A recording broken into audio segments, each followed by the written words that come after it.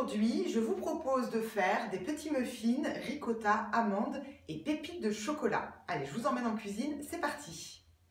Pour ce gâteau à la ricotta, nous allons avoir besoin de 220 g de ricotta, 80 g de sucre, 2 œufs, 50 g de poudre d'amande, que vous pouvez parfois voir écrit comme farine d'amande, mais c'est exactement la même chose. 80 g de farine, un demi-sachet de levure et 60 g de pépites de chocolat. Alors la ricotta, je voudrais vous en parler un petit peu, c'est un fromage italien qui est fait à partir de lactosérum. Le lactosérum, c'est le petit lait qui va rester après la fabrication des fromages. C'est vraiment cette chose que vous trouvez au-dessus des yaourts, hein, ce qu'on appelle donc le petit lait. Donc en fait, c'est un fromage qui est très peu gras. On est environ à 10% de matière grasse, sachant que ce fromage, en fait, on peut en faire plein de choses. Vous pouvez faire des gâteaux avec, vous pouvez faire des cheesecakes, vous pouvez faire des sortes de panna cotta, et vous pouvez aussi remplacer toute votre crème fraîche, par exemple, dans les sauces, par donc cette ricotta. Alors, pour la recette, ça va être très simple. On va tout mélanger. Donc, on commence par mettre les 220 g de ricotta dans un saladier.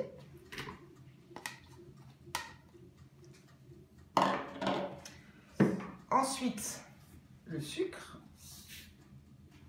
Donc là, on va légèrement remuer, mélanger.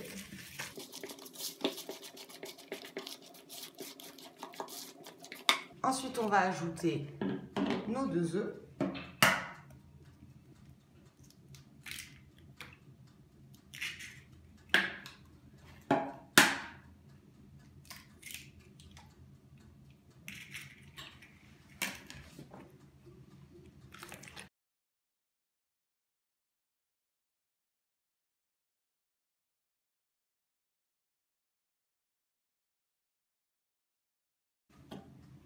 La poudre d'amande,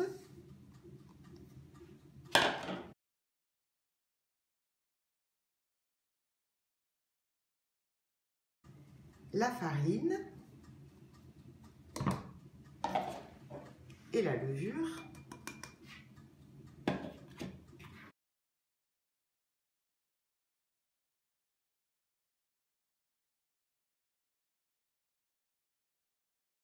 Et on termine par les pépites de chocolat. Ici, elles sont noires, évidemment. Vous pouvez mettre des pépites de chocolat au lait. On peut aussi l'envisager avec des raisins secs, par exemple. Si vous n'êtes pas très chocolat. C'est rare, mais ça arrive. Et voilà, c'est déjà terminé. Donc maintenant, on va le passer dans un moule. Alors moi, j'ai choisi de faire des portions, parce que je trouve que c'est toujours sympa d'avoir des petits gâteaux individuels. Donc je vais le faire sous forme de muffins. Sinon, on n'a pas énormément de pâte, donc il faut prendre un moule à cake par exemple, ou un moule rond, mais pas très large.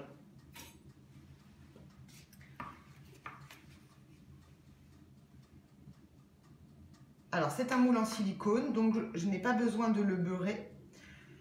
Si à la maison vous avez un moule qui n'est pas en silicone, je vous conseille quand même de beurrer, parce que comme on n'a pas de gras à proprement parler dans ce gâteau, ça risque d'accrocher.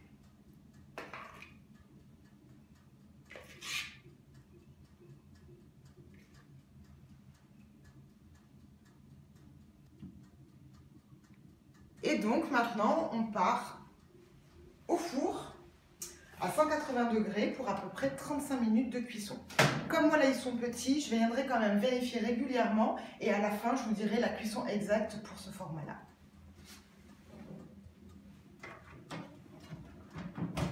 Nos petits muffins ricotta et amandes après 35 minutes de cuisson, hein, donc le temps de cuisson est resté le même. Donc ils sont légèrement colorés sur le dessus, hyper tendres, et donc on va en démouler un tout de suite, hein, pour vous montrer. Voilà, donc le petit muffin, encore fumant, et on va également le couper pour voir un petit peu ce qu'il a dans le ventre. Et regardez-moi ça.